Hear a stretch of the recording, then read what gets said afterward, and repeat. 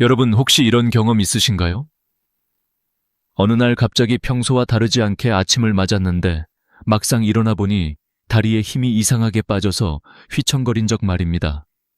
대부분은 그냥 나이 들어서 그렇겠지, 어제 잠을 잘못 잤나 보다 하고 넘깁니다. 하지만 이 순간이야말로 뇌가 마지막으로 보내는 구조 신호일 수 있습니다. 얼굴이 비뚤어지거나 말이 어눌해지는 것은 우리가 흔히 아는 뇌경색의 신호입니다. 그러나 그것보다 더 이른 단계, 더 먼저 드러나는 변화가 바로 다리에서 시작됩니다. 이 단순한 사실 하나만 제대로 기억하셔도 여러분 자신과 가족의 생명을 지킬 수 있습니다. 저는 수십 년 동안 수많은 환자들을 진료하면서 공통적으로 확인한 것이 있습니다. 바로 다리가 가장 먼저 비명을 지른다는 사실입니다. 피가 원활하게 흐르지 못하면 심장에서 가장 멀리 떨어진 부위인 다리에서 곧바로 신호가 나타납니다. 그런데 많은 분들은 이를 단순히 운동 부족이나 근육 약화로 착각하곤 합니다. 하지만 제가 직접 본 환자들의 사례를 통해 말씀드리면 이 착각이 결국 평생의 후회로 이어지는 경우가 너무나 많았습니다. 여러분, 뇌경색이라는 단어를 들으면 어떠신가요? 등골이 서늘해지고 혹시라도 내가 쓰러지는 건 아닐까 하는 두려움이 엄습하지 않습니까? 한번 발병하면 목숨을 위협할 뿐 아니라 설령 목숨을 건지더라도 반신불수, 언어장애 같은 후유증이 남는 경우가 많습니다. 그런데 여기서 우리가 반드시 기억해야 할 사실은 뇌경색은 어느 날 갑자기 번개처럼 떨어지는 병이 아니라는 것입니다. 오랫동안 혈관이 좁아지고 그 사이 우리 몸은 수없이 많은 경고음을 보냅니다. 그 경고의 첫 무대가 바로 우리의 두 다리입니다. 저는 의사로서 수많은 분들에게 이런 말씀을 드려왔습니다. 다리가 보내는 신호는 단순한 근육 피로가 아니라 뇌의 언어일 수 있습니다. 실제로 아침에 화장실에 가려는데 한쪽 다리가 뻣뻣해서 자꾸 휘청거리거나 늘 다니던 길에서 갑자기 발끝이 턱에 걸려 넘어질 뻔한 경험을 하신 분들이 많습니다.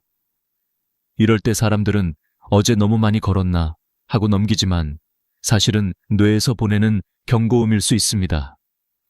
저는 독일에서 근무하면서 직접 수많은 사례를 접했습니다. 68세 남성 환자는 오른쪽 다리에 힘이 빠지는 느낌을 3주 동안이나 무시하다가 결국 딸의 권유로 병원을 찾았습니다. 검사 결과 왼쪽 뇌혈관이 70%나 막혀 있었지요. 발견이 조금만 늦었더라면 큰 뇌경색으로 이어졌을 가능성이 컸습니다. 하지만 조기 치료 덕분에 그는 다시 건강을 되찾을 수 있었습니다. 반대로 72세 여성 환자는 왼쪽 다리가 자꾸 저리다고 했지만 가족들은 그냥 나이 탓이라며 넘겼습니다. 결국 어느 날 아침 부엌에서 쓰러져 평생 휠체어에 의존하며 살아가야 했습니다. 이 두 사례는 우리에게 분명한 메시지를 줍니다. 작은 신호를 무시하면 큰 후회가 찾아오지만 작은 신호에 귀 기울이면 인생이 달라질 수 있다는 것입니다. 그렇다면 왜 하필 다리일까요? 단순히 심장에서 멀리 떨어져 있다는 이유만이 아닙니다. 뇌의 신호 체계가 좌우로 교차하기 때문에 왼쪽 뇌에 문제가 생기면 오른쪽 다리에, 오른쪽 뇌에 문제가 생기면 왼쪽 다리에 먼저 이상이 드러나는 경우가 많습니다. 게다가 다리는 걷기, 균형 잡기, 체중 지탱하기 같은 복잡한 역할을 동시에 하므로 뇌의 작은 이상도 금세 드러납니다. 여기서 중요한 사실 하나를 말씀드리겠습니다. 뇌경색의 골든타임은 단 4시간 남짓이라는 것입니다. 이 시간을 놓치면 수억 개의 뇌세포가 회복 불가능한 손상을 입게 됩니다. 그런데도 우리는 다리의 신호를 단순히 피곤해서 그렇다며 무시하는 경우가 많습니다. 어쩌면 그 순간이 바로 마지막 기회였을지도 모르는데 말입니다. 오늘 제가 드리고 싶은 말씀은 분명합니다. 여러분이 혹시라도 다리에 힘이 갑자기 빠지거나 저리거나 휘청거리는 경험을 했다면 괜찮아지겠지 하고 넘기지 마십시오. 오히려 이때가 가장 서둘러 병원에 가야 할 순간입니다. 작은 신호는 우리 몸의 경고등과 같습니다. 자동차의 계기판에 경고등이 켜졌을 때 무시하고 달리면 결국 큰 사고로 이어지듯 다리의 작은 변화도 무시하면 큰 사고로 이어집니다. 저는 의사이자 한 사람의 인생 선배로서 여러분께 간곡히 말씀드립니다. 다리가 보내는 신호에 귀 기울이십시오. 그것은 단순한 피로나 노화가 아니라 뇌가 보내는 마지막 부탁일 수 있습니다. 그리고 그 부탁을 무시하지 않는 것이야말로 여러분 자신과 가족을 지키는 첫걸음입니다. 왜 하필 다리일까요? 많은 분들이 이 질문을 던집니다. 뇌경색은 뇌의 문제인데 왜 신호는 가장 먼저 다리에서 드러나는 걸까요? 이 부분을 이해하려면 먼저 우리 몸의 혈액순환 구조를 떠올려야 합니다. 오래된 아파트를 떠올려 보십시오. 수압이 약해지면 가장 먼저 어디에서 문제가 생깁니까? 꼭대기층부터 물이 잘 나오지 않습니다. 우리 몸도 똑같습니다. 심장에서 가장 멀리 떨어진 다리는 혈액 공급이 조금만 불안정해져도 곧바로 이상을 드러내는 부위입니다. 다리는 단순히 우리 몸을 지탱하는 기둥이 아닙니다. 걷기, 균형 잡기, 체중 유지 같은 복잡한 역할을 동시에 담당하고 있습니다. 그래서 뇌에서 내려오는 신호가 조금만 흔들려도 바로 문제로 나타나죠. 예를 들어 왼쪽 뇌혈관이 좁아지면 반대편인 오른쪽 다리에 힘이 빠지거나 감각이 둔해지는 시기입니다. 이는 뇌에서 내려가는 신경이 중간에서 교차하기 때문입니다. 결국 뇌가 보내는 이상, 신호가 다리를 통해 가장 먼저 드러나는 것입니다. 이 원리를 실제 환자들의 이야기를 통해 확인할 수 있습니다. 독일과 네덜란드에서 수천 명을 대상으로 진행한 연구에서는 뇌경색 환자의 절반 이상이 발병 전 다리에서 이상을 경험했다고 보고했습니다. 단순한 근육 피로나 노화 현상으로 착각했던 순간들이 사실은 뇌가 보내는 조기 경고였던 것입니다. 우리가 흔히 일과성 허혈 발작, 즉 TIA라고 부르는 증상 역시 대표적인 예입니다. 며칠 전 혹은 몇 시간 전부터 다리가 힘이 빠지거나 저리는데 시간이 지나면 다시 정상으로 돌아옵니다. 많은 분들이 다시 괜찮아졌으니 별일 아니다 라고 생각하지만 사실 이때가 가장 위험한 순간입니다. 우리 뇌는 매우 정교하지만 동시에 아주 민감합니다. 혈류가 잠시만 줄어들어도 즉각 반응을 보냅니다. 그리고 그 반응이 가장 눈에 띄게 나타나는 곳이 바로 다리입니다. 특히 발목과 발끝은 작은 신경과 근육의 협동으로 움직이는데 혈류가 부족해지면 곧바로 발이 땅에 끌리거나 계단을 오를 때 휘청거리는 증상이 나타납니다. 이런 신호들은 그냥 우연이 아닙니다. 뇌가 이제 위험하다라고 알려주는 경고등과 같은 것이죠. 여기서 우리가 꼭 기억해야 할 사실은 다리의 이상이 단순히 국소적인 문제가 아니라는 것입니다. 허리 디스크나 말초신경 문제로 오는 증상과는 양상이 다릅니다. 허리 문제라면 보통 양쪽 다리가 함께 영향을 받거나 자세에 따라 증상이 변합니다. 그러나 뇌혈관에서 오는 문제는 특징적으로 한쪽 다리에만, 그것도 갑자기 나타나고 반복적으로 이어집니다. 따라서 어르신들께서 느끼는 작은 변화도 의학적으로는 매우 중요한 신호일 수 있습니다. 제가 직접 진료한 환자들 가운데는 가족들이 먼저 이상을 눈치채고 병원에 모시는 경우도 많았습니다. 아버지 걸음걸이가 요즘 이상하다. 발을 자꾸 끌고 다닌다. 어머니가 갑자기 계단에서 발을 헛디뎠다. 같은 작은 관찰이 결국 뇌경색을 막아낸 경우입니다. 이는 우리 모두가 함께 주의 깊게 살펴야 할 부분입니다. 혼자만의 문제가 아니라 가족 전체가 경각심을 가져야 하는 이유입니다. 또 하나 중요한 점은 균형 감각입니다. 다리는 단순히 걷기만 하는 것이 아니라 뇌와 손발의 협력으로 균형을 유지합니다. 그런데 뇌혈류가 불안정해지면 손해와 연결된 균형 조절 기능이 흔들리며 걷는 동작이 매끄럽지 못해집니다. 술을 마시지도 않았는데 비틀거리거나 평평한 바닥을 걷는데도 울렁거리는 느낌을 받는다면 이는 뇌의 경고일 수 있습니다. 어지럼증으로만 치부하기엔 반복적이고 점점 심해지는 특징이 뚜렷하기 때문입니다. 결국 다리는 뇌의 상태를 가장 먼저 보여주는 조기 경보 장치입니다. 우리가 다리에서 오는 신호를 무심히 넘기면 뇌가 보내는 마지막 기회를 놓칠 수 있습니다. 작은 신호가 반복되면 반드시 전문의와 상담해야 합니다. 이 단순한 습관 하나가 인생의 갈림길을 바꿀 수 있습니다. 저는 수많은 환자들의 삶을 지켜보며 한 가지 공통된 교훈을 얻었습니다. 바로 뇌경색은 갑자기 떨어지는 벼락 같은 병이 아니라 이미 오래전부터 작은 신호로 우리에게 경고를 보낸다는 사실입니다. 그리고 그 신호를 귀 기울인 사람과 무심히 흘려보낸 사람의 인생은 극명하게 갈라졌습니다. 독일 하이델베르크에서 진료하던 어느 날 68세의 하인리히 슈미트라는 환자가 딸의 손을 잡고 병원에 찾아왔습니다. 그는 몇 주 전부터 오른쪽 다리에 힘이 빠지고 자꾸 휘청거린다고 말했습니다. 하지만 그는 나이 탓일 거야 라며 대수롭지 않게 넘겼습니다.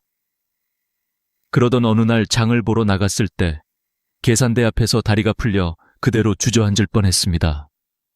다행히 옆에 있던 딸이 즉시 병원으로 데리고 왔고 검사 결과 왼쪽 뇌혈관이 70% 이상 막혀 있는 것이 확인되었습니다. 만약 조금만 더 늦었다면 대규모 뇌경색으로 이어졌을 가능성이 높았습니다. 하지만 조기 치료와 생활 습관 교정으로 그는 다시 건강을 회복할 수 있었습니다. 그의 삶은 작은 순간의 주의 덕분에 완전히 다른 방향으로 흘러갔습니다. 반면 또 다른 사례는 안타깝기 그지없습니다. 72세의 게르트루트 베커라는 여성은 일주일 전부터 왼쪽 다리가 자주 저리고 힘이 빠진다고 호소했습니다. 그러나 가족들은 그냥 나이 들어서 그런 거야, 운동 부족이지라며 가볍게 여기고 산책을 권하기만 했습니다. 결국 어느 날 아침 부엌에서 아침 식사를 준비하다가 갑자기 쓰러졌습니다. 병원으로 실려왔을 때는 이미 오른쪽 뇌에 큰 경색이 진행된 상태였고 결국 그녀는 평생 휠체어에 의존해야만 했습니다. 조금만 더 일찍 신호를 알아차리고 병원에 왔다면 충분히 막을 수 있었던 일이었습니다. 이 두 사례는 우리에게 중요한 메시지를 던집니다. 다리에서 오는 작은 신호를 어떻게 받아들이느냐에 따라 삶의 질이 완전히 달라진다는 것입니다. 사람들은 흔히 조금 쉬면 괜찮아지겠지라고 생각합니다. 그러나 뇌는 그 순간 마지막으로 기회를 주고 있었던 것입니다. 경고등을 무시하고 계속 달리면 결국 차가 멈추듯 몸의 경고음을 무시하면 평생의 후회로 이어집니다. 실제로 독일과 네덜란드에서 진행된 대규모 연구에서도 뇌경색 환자의 절반 이상이 발병 전 다리의 이상을 경험했다고 보고했습니다. 하지만 그중 상당수는 이를 단순한 노화 현상으로 오해하고 치료 시기를 놓쳤습니다. 반대로 작은 변화에도 민감하게 반응해 조기 검진을 받은 환자들은 대부분 큰 사고를 막을 수 있었습니다. 저는 이 부분에서 특히 한국의 어르신들께 강조하고 싶습니다. 한국 사회에서는 여전히 참아야 한다, 나이 들면 다 그렇다 라는 말이 너무 쉽게 오갑니다. 하지만 이런 생각이 때로는 치명적일 수 있습니다. 실제로 제가 만난 한국인 환자들 중에도 다리에 힘이 빠지거나 걸음이 이상해졌음에도 괜찮다며 버티다가 결국 응급실로 실려온 경우가 적지 않았습니다. 반대로 가족 중 누군가가 이상하다, 그냥 병원에 가보자 하고 강력히 권유해서 조기 발견에 성공한 사례도 있었습니다. 이처럼 뇌경색은 가족의 관심과 관찰이 생명을 구하는 열쇠가 될 수 있습니다.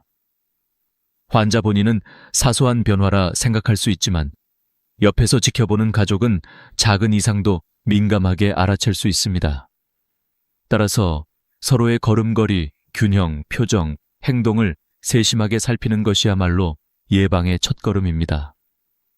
여러분께 꼭 드리고 싶은 말씀은 이것입니다.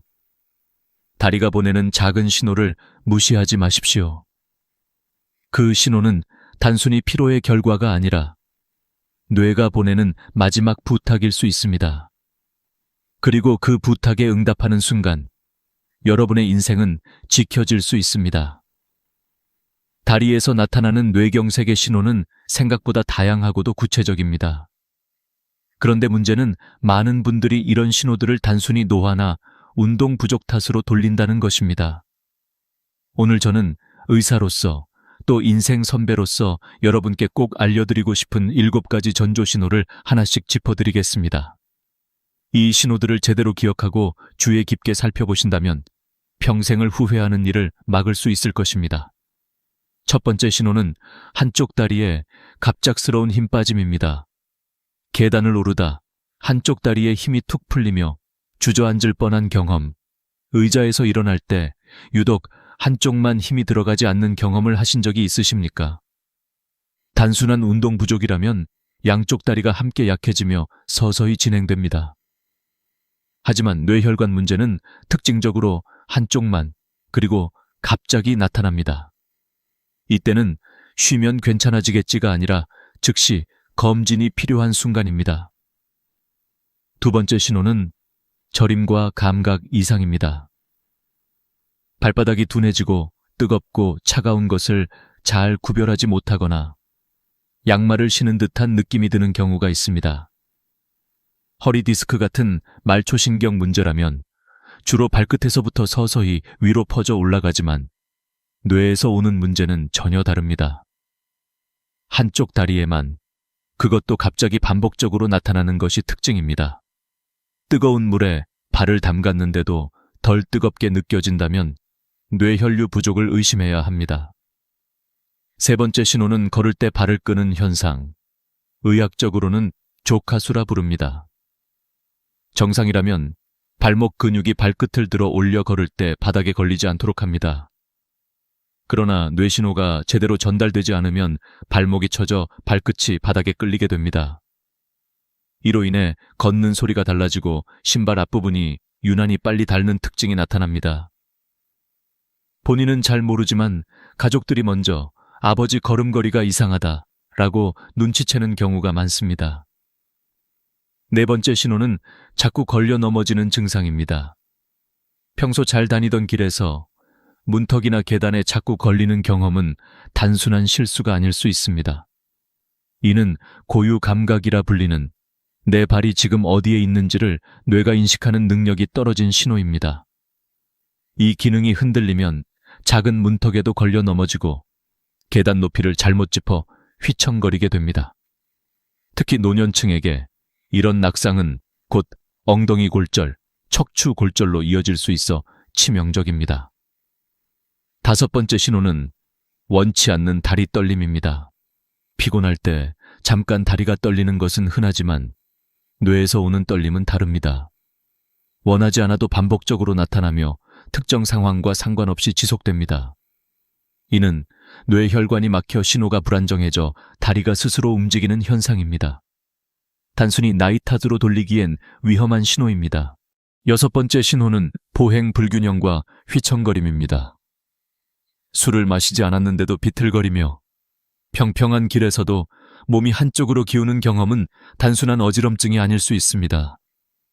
이는 뇌의 균형 담당 부위인 손해로 가는 혈류가 막히면서 나타나는 현상입니다. 특히 아침에 심해지는 경우가 많아 실제로 많은 환자들이 아침에 갑자기 쓰러져 응급실로 오게 됩니다. 일곱 번째 신호는 일시적 증상 후 회복, 즉 일과성 허혈 발작 TIA입니다. 다리에 힘이 빠졌다가 금방 회복되거나 감각이 둔해졌다가 돌아오는 경우가 여기에 해당합니다. 문제는 많은 분들이 다시 괜찮아졌으니 별일 아니다 라고 안심해버린다는 겁니다. 그러나 연구에 따르면 TIA를 경험한 환자의 75%가 3개월 이내에 실제 뇌경색으로 이어지며 그중 절반은 단 48시간 안에 발병합니다. 즉, 잠깐 나타났다가 사라지는 증상이야말로 가장 위험한 경고일 수 있습니다. 이렇게 7가지 신호는 단순한 증상이 아니라 뇌가 보내는 마지막 경고등입니다. 작은 신호 하나라도 경험하셨다면 절대 무시하지 마십시오. 이 작은 신호에 귀 기울이는 순간 여러분의 삶은 지켜질 수 있습니다. 반대로 외면하는 순간 평생의 후회가 찾아올 수 있습니다. 지금까지 우리는 다리에서 나타나는 7가지 경고 신호를 살펴봤습니다. 그렇다면 이제 중요한 질문을 드리겠습니다. 이런 신호들을 미리 알아챘다면 어떻게 막을 수 있을까? 바로 이 부분이 여러분의 삶을 바꾸는 열쇠입니다. 뇌경색은 무섭지만 세계보건기구 WHO와 유럽신경학회에 따르면 사실 환자의 80% 이상은 생활습관 관리만으로도 예방할 수 있습니다. 다시 말해, 우리의 선택과 실천이 미래를 바꿀 수 있다는 것입니다. 첫 번째로 가장 중요한 것은 혈압 관리입니다. 고혈압은 뇌경색의 가장 큰 원인 중 하나입니다. 이상적인 수치는 120/80이지만 고혈압이 있는 분들은 적어도 130/80 이하로 유지해야 합니다. 혈압은 매일 같은 시간, 특히 아침에 일어나 30분 정도 지난 뒤 재는 것이 가장 정확합니다. 혈압이 높아지면 혈관벽에 미세한 상처가 생기고 그 자리에 콜레스테롤이 달라붙어 혈관을 좁히거나 막습니다. 결국 이것이 뇌경색으로 이어지는 것입니다. 두 번째는 혈당 관리입니다. 당뇨는 뇌혈관을 손상시키는 가장 위험한 요인 중 하나입니다. 건강한 분이라면 공복 혈당은 100 이하, 식후 2시간 혈당은 140 이하가 이상적입니다. 당뇨 환자의 경우는 공복 혈당 130 미만, 식후 2시간 180 미만을 목표로 관리해야 합니다. 혈당이 높으면 혈관벽이 점차 손상되고 그 결과 뇌경색 위험은 3배 이상 증가합니다. 그러므로 혈당 조절은 곧 뇌혈관 보호입니다. 세 번째는 콜레스테롤 관리입니다. 특히 LDL 콜레스테롤, 흔히 나쁜 콜레스테롤이라 불리는 수치를 낮추는 것이 핵심입니다. LDL은 혈관벽에 달라붙어 기름 찌꺼기를 만들고 결국 혈관을 막아버립니다. 반대로 HDL 콜레스테롤은 혈관 속에 쌓인 LDL을 청소하는 역할을 합니다. 따라서 HDL은 높이고 LDL은 낮추는 식습관이 중요합니다. 기름진 음식, 가공육, 튀김류는 줄이고 오메가산가 풍부한 등푸른 생선을 일주일에 2-3번 섭취하십시오. 연어, 고등어, 정어리 등이 좋은 예입니다. 견과류와 올리브유 같은 불포화 지방도 도움이 됩니다. 네 번째는 운동입니다. 가장 좋은 방법은 빠르게 걷기입니다. 하루 30분, 주 5회 정도면 충분합니다. 옆 사람과 대화는 가능하지만 노래 부르기는 힘든 정도의 속도가 적당합니다. 이 정도만 꾸준히 해도 혈액순환이 개선되고 뇌혈관 건강이 크게 달라집니다. 운동은 단순히 근육을 위한 것이 아니라 뇌로 가는 혈류를 원활하게 유지하는 가장 강력한 예방법입니다. 다섯 번째는 금연과 절주입니다. 담배는 혈관을 직접적으로 손상시키며 뇌경색 위험을 몇 배나 높입니다. 술은 남성은 하루 2잔, 여성은 1잔 이하로 제한하는 것이 안전합니다. 특히 과음을 반복하면 혈압과 혈당 모두 불안정해져 뇌혈관에 큰 부담을 줍니다. 여섯 번째는 수면입니다. 잠이 부족하면 혈압이 오르고 혈당이 불안정해집니다. 하루 최소 7시간 이상 충분히 자는 것이 중요합니다. 특히 어르신들께서는 낮잠보다는 밤에 깊고 안정적인 수면을 취하는 것이 더 도움이 됩니다. 마지막으로 여러분이 집에서 직접 해볼 수 있는 자가 체크법을 알려드리겠습니다. 하루 3분이면 충분합니다. 첫째, 의자에 앉아 팔짱을 끼고 일어나 보십시오. 양쪽 다리 힘이 균형 있게 들어가는지 확인합니다. 둘째, 눈을 감고 제자리에서 30초 동안 서 보십시오. 중심을 잘 잡을 수 있는지 확인합니다. 셋째, 양쪽 발바닥을 손으로 만져 감각 차이가 있는지 비교합니다. 넷째, 일직선 위를 따라 10걸음 걸어보십시오.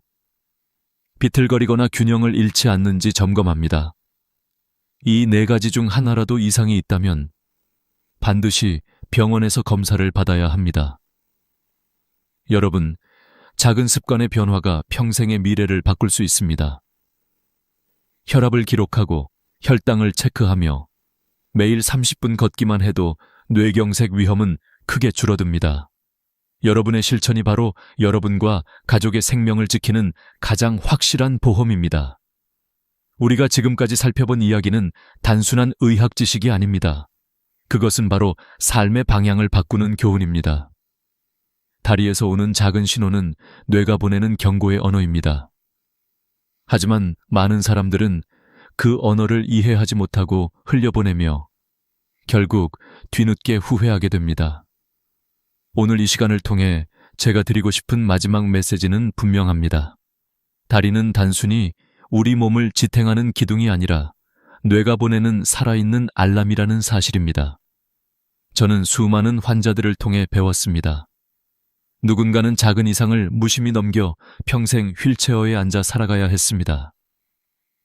또 누군가는 가족의 세심한 관찰 덕분에 큰 사고를 피하고 다시 건강한 삶을 되찾았습니다. 그 차이는 아주 작은 순간의 선택에서 비롯되었습니다. 괜찮아지겠지 라는 방심과 혹시 이상이 있지 않을까 라는 경각심, 이 2가지 태도가 인생의 갈림길을 만든 것입니다. 여러분, 우리가 일상에서 가장 쉽게 놓치는 것이 무엇일까요? 바로 작은 신호입니다. 몸은 결코 거짓말을 하지 않습니다. 다리가 갑자기 휘청거릴 때, 발바닥 감각이 이상할 때, 걸음걸이가 달라졌을 때, 그것은 우연이 아니라 뇌가 마지막으로 보내는 메시지일 수 있습니다. 자동차 경고등을 무시하면 큰 사고로 이어지듯 몸의 경고를 무시하면 돌이킬 수 없는 결과가 찾아옵니다. 하지만 희망이 없는 것은 아닙니다. 여러 연구 결과가 말해주듯 생활 습관 관리만으로도 대부분의 뇌경색을 예방할 수 있습니다. 오늘부터라도 혈압을 기록하고 혈당을 관리하며 매일 30분 걷기를 시작하십시오. 기름진 음식 대신 생선과 채소를 더 많이 드시고 담배를 끊고 술을 줄이십시오. 이 작은 실천이 쌓여 여러분의 내일을 지켜줍니다. 그리고 무엇보다 중요한 것은 가족과 함께하는 예방입니다. 여러분, 스스로도 점검하시되 가족끼리 서로의 걸음걸이와 몸 상태를 살펴보십시오. 아버지 걸음이 요즘 이상하다. 어머니가 자꾸 발을 헛디디신다는 작은 관심이 생명을 구할 수 있습니다. 뇌경색은 개인의 질병이 아니라 가족 전체의 삶에 영향을 주는 사건이기 때문입니다. 마지막으로 이 교훈을 가슴에 새기셨으면 합니다. 작은 신호, 마지막 경고, 평생의 후회. 이 3가지 단어는 무겁게 들릴지 모르지만 이제 여러분은 그 무게를 바꿀 수 있는 지혜를 손에 넣으셨습니다. 다리의 신호에 귀 기울이는 순간 후회는 예방으로 바뀌고 두려움은 희망으로 바뀝니다. 여러분, 오늘 이야기가 마음에 와닿으셨다면 구독과 좋아요를 눌러주시고 소중한 분들과 공유해 주십시오. 여러분의 작은 나눔이 누군가의 생명을 지킬 수 있습니다. 앞으로도 삶과 건강을 지키는데 꼭 필요한 이야기들을 계속 전해드리겠습니다. 지금까지 함께 해주셔서 진심으로 감사드립니다. 아직도 밤마다 2-3번씩 화장실에 가느라 잠을 설치고 계십니까? 나이가 들어서 당연한 거라며 스스로 위로하고 계신가요? 하지만 제가 단언컨대 그것은 단순한 노화가 아니라 고칠 수 있는 신호일지 모릅니다. 이렇게 이야기하면 대부분의 어르신들은 깜짝 놀라며 귀를 기울입니다. 사실 저 역시 60대 중반에 접어들었을 때 같은 고민을 했습니다. 자다가 2-3번은 기본이고 어떤 날은 4번, 5번까지 화장실을 다녀와야 했습니다. 아침에 일어나면 머리는 무겁고 낮에는 눈꺼풀이 청은망은 내려앉아 진료 중에도 집중력이 흐트러졌습니다. 제 삶의 질이 한순간에 무너지는 듯했습니다. 밤마다 시달리는 그 괴로움은 겪어보지 않은 사람은 모릅니다.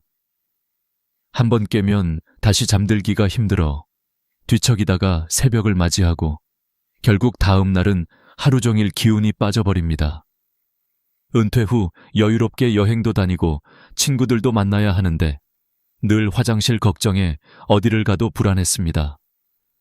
공항에서 비행기를 기다릴 때도 가장 먼저 찾는 것이 화장실이었고 가족 모임 자리에서도 웃음보다 화장실을 드나드는 발걸음이 많았습니다. 여러분, 혹시 이런 경험 있으신가요? 저녁에 국이나 찌개를 듬뿍 먹고 난 후 유난히 밤에 화장실을 자주 가신 적, 그날 밤은 이상하게도 2시간마다 눈이 떠져 억지로 일어나야 했던 경험. 그럴 때면 속으로 이렇게 말합니다. 나도 이제 늙었구나. 그러나 그 생각이야말로 문제의 시작입니다. 단순히 나이가 들었기 때문에 생기는 증상이 아니라 우리 몸 안의 작은 균형이 무너졌다는 신호이기 때문입니다. 저는 의사로서 수많은 환자분들을 보아왔습니다. 그중 대부분은 처음 진료실에 들어와 앉자마자 선생님, 나이가 드니 어쩔 수 없는 거겠죠? 라고 물으셨습니다. 하지만 저는 고개를 저으며 말했습니다. 아닙니다. 반드시 달라질 수 있습니다. 그리고 생활 습관 하나만 바꿔도 놀라운 변화를 보여준 사례들을 직접 확인했습니다. 그 사실이 지금 이 자리에 앉아 있는 저를, 그리고 영상을 보고 계신 여러분을 이어주고 있는 겁니다. 제가 이 이야기를 꺼내는 이유는 단순히 의학적인 지식을 전달하려는 것이 아닙니다. 여러분의 인생 후반전, 다시 말해 가장 소중한 황홍이를 지켜내기 위해서입니다. 잠 못 이루는 밤이 하루 이틀이라면 참을 수 있습니다. 하지만 그것이 매일 반복된다면 몸은 물론 마음까지 병들게 합니다. 낮 동안의 활력이 사라지고 자꾸만 짜증이 늘어나 가족과의 관계도 서서히 멀어집니다. 결국 외로움과 우울감이 찾아오죠. 이건 단순한 배뇨 문제가 아니라 삶 전체를 흔드는 깊은 문제입니다. 제가 진료했던 한 어르신의 말씀이 아직도 생생합니다. 선생님, 이게 사는 게 아닙니다. 낮에도 멍하고 애들이 놀러 오라고 해도 피곤해서 거절할 수밖에 없어요. 그분의 눈빛에는 체념과 슬픔이 뒤섞여 있었습니다. 그리고 그분의 목소리에서 저는 제 미래를 보았습니다. 만약 지금 이 문제를 해결하지 않는다면 나 역시 몇 년 후 같은 후회를 하게 되리라는 것을 깨달았습니다. 그래서 저는 제 삶을 바꾸기로 결심했습니다. 그 결심은 거창한 것이 아니었습니다. 아주 작은 습관 하나를 바꾸는 것에서 시작됐습니다. 그리고 그 변화가 제 삶을 완전히 달라지게 만들었습니다.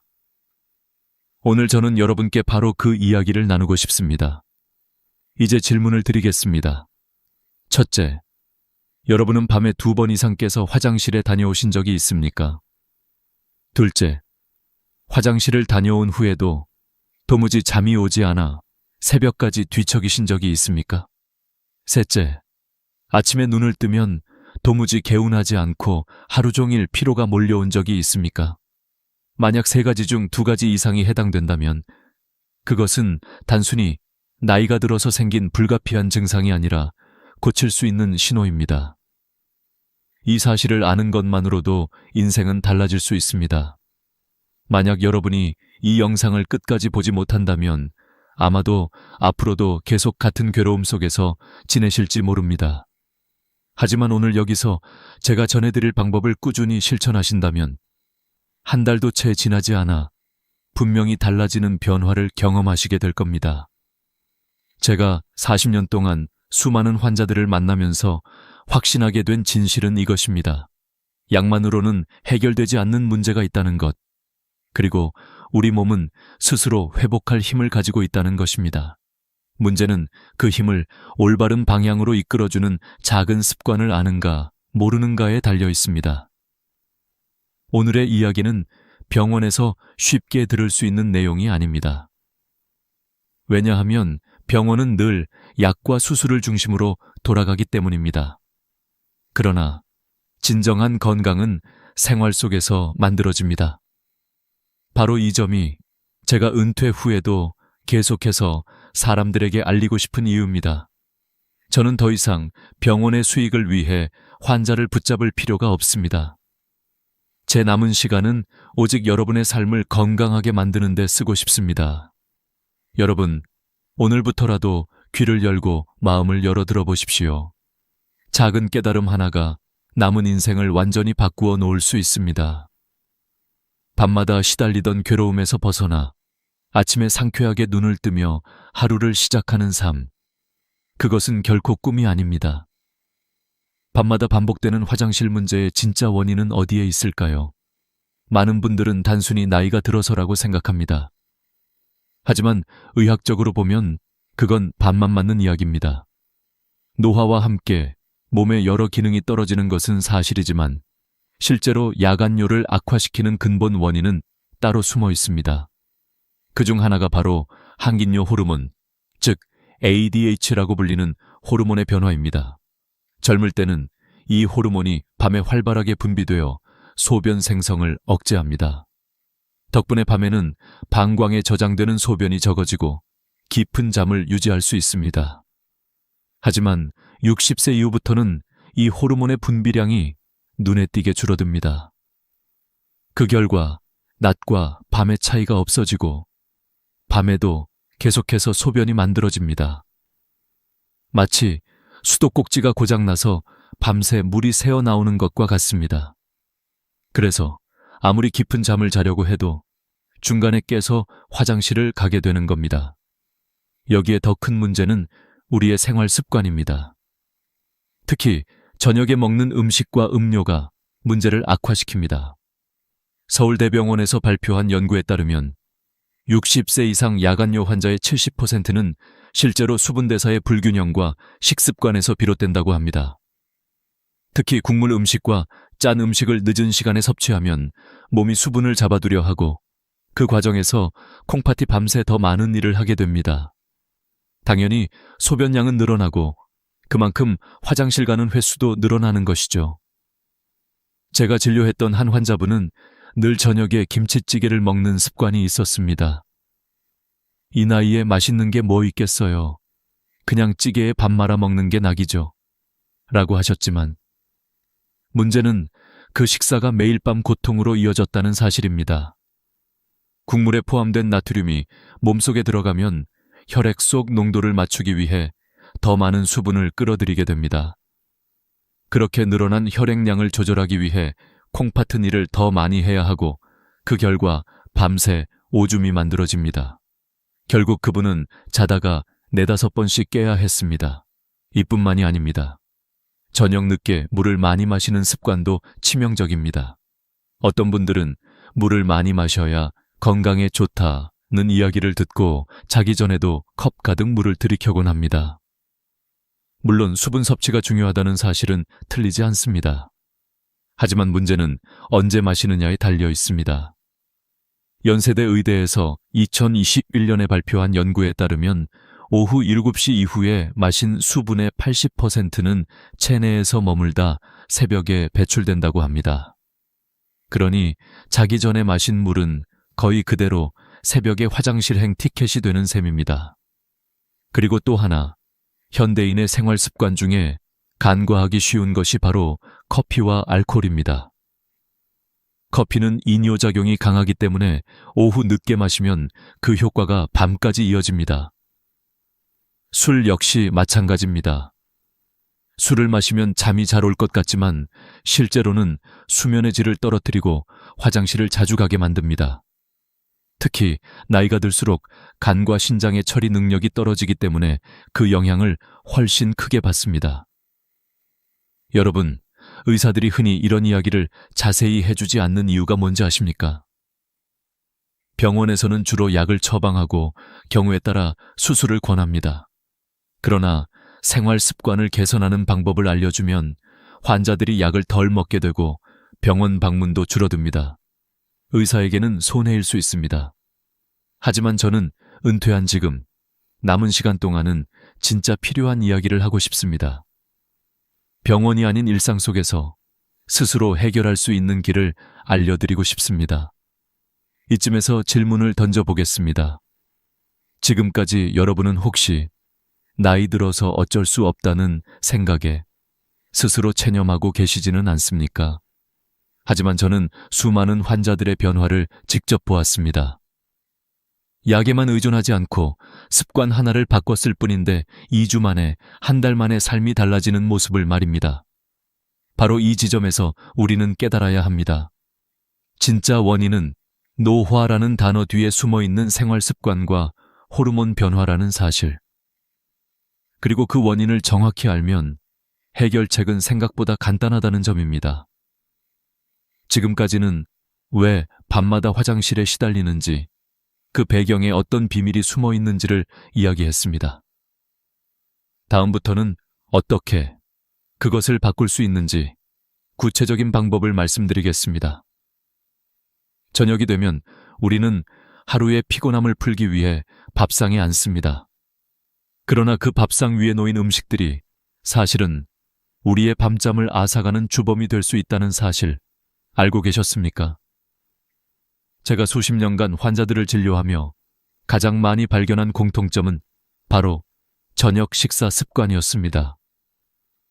국물 위주의 음식, 지나치게 짠 반찬, 그리고 습관처럼 들이키는 물 한 컵. 이 단순한 습관들이 결국 야간뇨를 악화시키는 결정적인 요인이었습니다. 한 환자분 이야기를 해드리겠습니다. 70대 초반의 한 어르신은 늘 저녁에 된장찌개와 김치찌개를 번갈아 드셨습니다. 이 나이에 입맛 사는 건 그거밖에 없어요. 라며 웃으셨지만 그분의 밤은 늘 지옥과 같았습니다. 자다가 4번, 5번은 꼭 깨야 했고 다음 날은 늘 피곤해 지쳐 있었습니다. 제가 조심스레 저녁 국물을 조금만 줄여보시면 어떨까요? 라고 권하자 처음에는 손사래를 치셨습니다. 선생님, 그럼 밥이 안 넘어가요. 그러나 결국 가족들의 설득과 제 부탁으로 국물을 반만 드시기 시작했습니다. 놀랍게도 불과 3주 만에 그분의 야간뇨 횟수는 절반으로 줄었습니다. 이것이 단순한 우연일까요? 아닙니다. 과학적인 근거가 분명히 있습니다. 나트륨이 많은 음식을 섭취하면 우리 몸은 혈액 속 염분 농도를 맞추기 위해 더 많은 수분을 필요로 합니다. 그래서 세포 밖으로 수분이 끌려 나오고 혈액량이 늘어나면서 결국 콩팥이 그 물을 걸러내느라 밤새 쉬지 못합니다. 자연히 소변량은 늘고 방광은 가득 차며 우리는 화장실에 가기 위해 깨야만 합니다. 또 다른 문제는 늦은 시간의 물 섭취입니다. 많은 분들이 자기 전에 목이 마르니까 하며 물을 컵째 들이키곤 합니다. 그러나 그 물은 대부분 새벽녘에 소변으로 쏟아져 나오게 됩니다. 특히 60세 이후에는 신진대사의 리듬이 바뀌어 수분 흡수 속도가 떨어집니다. 연세대학교에서 2021년에 발표한 연구에 따르면 저녁 7시 이후 섭취한 수분의 80% 이상이 밤새 체내에 머물다 새벽에 한꺼번에 배출된다고 합니다. 결국 우리가 자기 전 마신 물 한 잔은 곧 새벽에 화장실로 이어집니다. 커피와 술도 빠질 수 없습니다.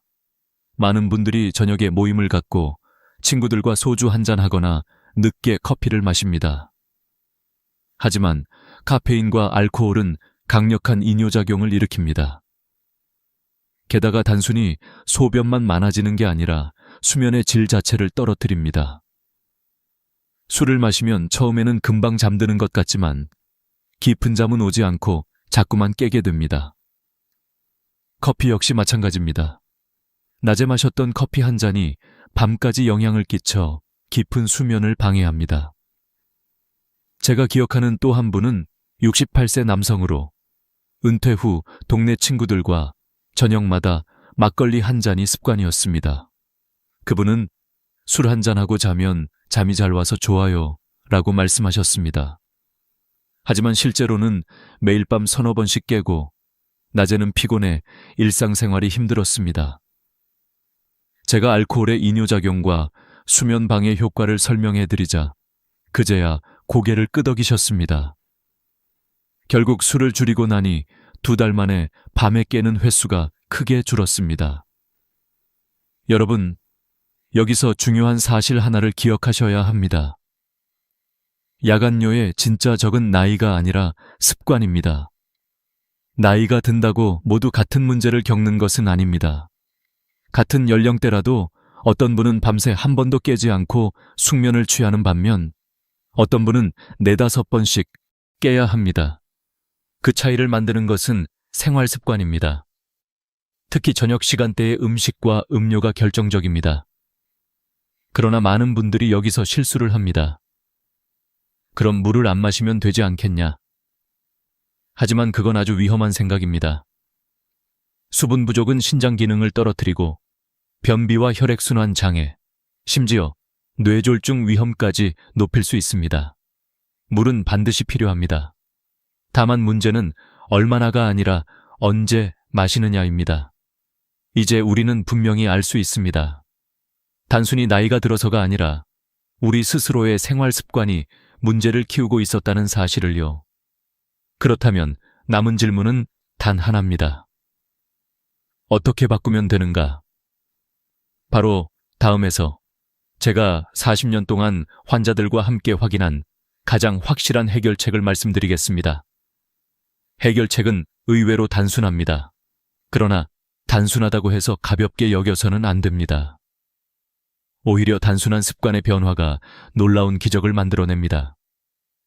제가 40년 동안 환자들을 보며 확신하게 된 것은 약보다 먼저 습관을 바꾸는 것이야말로 가장 강력한 처방이라는 사실입니다. 그렇다면 어떤 습관을 바꿔야 할까요? 저는 이를 3단계 황금 공식이라고 부릅니다. 첫째, 아침의 시작은 반드시 미지근한 물 한 컵으로 하셔야 합니다. 밤새 우리 몸은 수분을 잃고 혈액은 진해집니다. 이때 따뜻한 물 한 컵은 마치 마른 땅에 내리는 단비처럼 온몸의 혈액을 희석시키고 신진대사를 깨웁니다. 실제로 아침에 물을 마시는 습관만으로도 뇌졸중 위험이 크게 낮아진다는 연구 결과가 여러 차례 보고된 바 있습니다. 단순히 화장실 문제를 넘어 생명을 지키는 습관인 셈입니다. 둘째, 오전 10시와 오후 2시. 이 2시간대는 반드시 수분을 보충해야 합니다. 우리 몸은 일정한 리듬을 가지고 있어 이 시간대에는 수분 흡수율이 가장 높습니다. 이때 한 컵씩 물을 마시면 하루 활동에 필요한 수분을 충분히 공급할 수 있습니다. 반대로 저녁 이후의 수분은 대부분 밤새 체내에 머물다가 새벽에 한꺼번에 배출됩니다. 그러니 낮에 충분히 채우고 저녁에는 줄이는 것이 핵심입니다. 셋째, 오후 5시 이후부터는 서서히 수분 섭취를 줄이셔야 합니다. 특히 저녁 7시 이후에는 원칙적으로 물을 많이 마시지 말아야 합니다. 물론 목이 마르면 억지로 참을 필요는 없습니다. 하지만 그때는 컵 가득 마시는 대신 입안을 적실 정도로만 마셔야 합니다. 저는 환자분들께 얼음 조각 한두 개를 입에 넣고 천천히 녹여 드시라고 권하곤 합니다. 이렇게 하면 갈증은 해소되지만 방광에는 큰 부담을 주지 않습니다. 여러분, 이 3가지만 지켜도 놀라운 변화가 찾아옵니다. 실제로 제가 만난 수많은 환자들이 2주 만에, 늦어도 한 달 안에 밤에 깨는 횟수가 눈에 띄게 줄었습니다. 물론 처음 며칠은 별다른 차이를 못 느낄 수 있습니다. 하지만 여기서 포기하지 않고 꾸준히 실천해야 합니다. 꾸준함이야말로 유일한 비밀입니다. 이 3단계 황금 공식에 더해 중요한 또 한 가지는 저녁 식사의 변화입니다. 국물 음식은 가능한 줄이시고 반찬 위주로 드시는 게 좋습니다. 찌개나 국을 매일 드시는 분들은 처음엔 밥이 잘 안 넘어간다고 하십니다.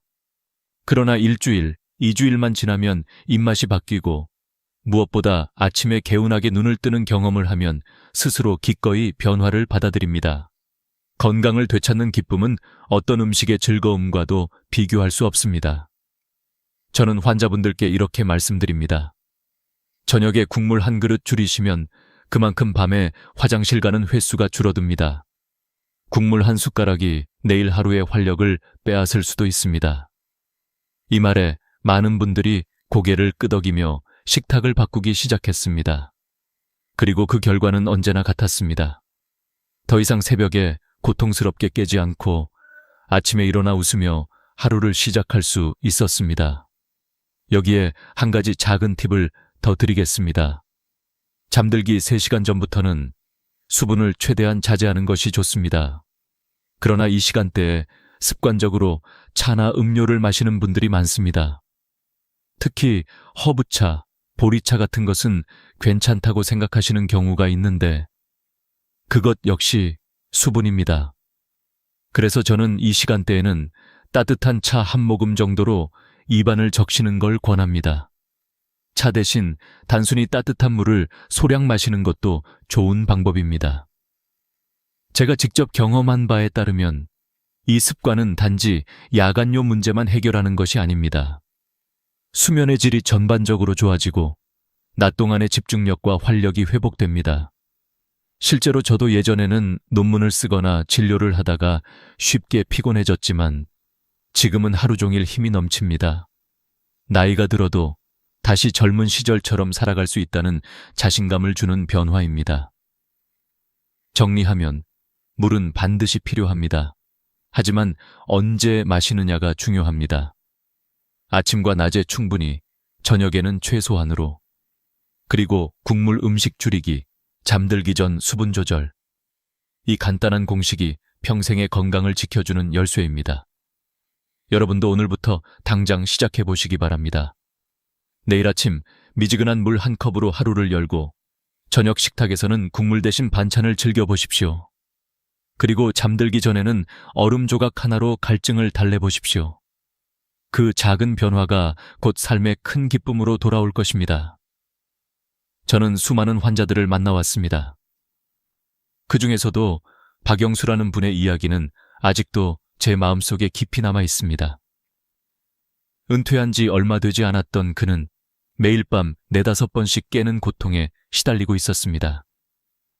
얼굴에는 깊은 다크서클이 자리 잡고 있었고 눈빛은 늘 피곤에 젖어 초점이 흐려져 있었습니다.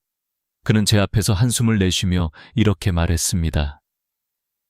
선생님, 밤에 잠을 못 자니 낮에도 멍하고 손주들이 놀러 오자고 해도 피곤해서 거절하게 됩니다. 여행도 못 가고 친구들도 못 만나고 이게 사는 걸까요? 그의 말 한마디 한마디에서 체념이 느껴졌습니다. 저는 그에게 약이나 수술보다는 생활 습관부터 바꿔보자고 제안했습니다. 많은 의사들이 바로 약을 처방했겠지만 저는 원인을 근본적으로 해결해야 한다는 확신이 있었습니다. 그래서 3가지를 권했습니다. 첫째, 아침에 일어나자마자 반드시 미지근한 물 한 컵을 마실 것. 둘째, 낮 동안 충분히 수분을 섭취하되 오후 5시 이후로는 점차 줄일 것. 셋째, 저녁 식사에서 국물 음식을 최소화하고 잠들기 3시간 전에는 물을 거의 마시지 않을 것. 처음 일주일 동안 영수 씨는 큰 변화를 느끼지 못했습니다. 역시 나이 든 사람은 안 되는 거군요. 라며 실망하는 표정을 지었지만 저는 포기하지 말고 꾸준히 해보자고 격려했습니다. 그리고 2주가 지났을 때 놀라운 변화가 나타났습니다. 밤에 깨는 횟수가 4-5번에서 2-3번으로 줄어든 것입니다. 무엇보다 한 번 깨고 나서 다시 잠드는 시간이 훨씬 짧아졌습니다. 한 달 뒤, 그는 환한 얼굴로 제 진료실에 들어왔습니다. 선생님, 어젯밤에는 단 한 번만 깼습니다. 40년 만에 처음이에요.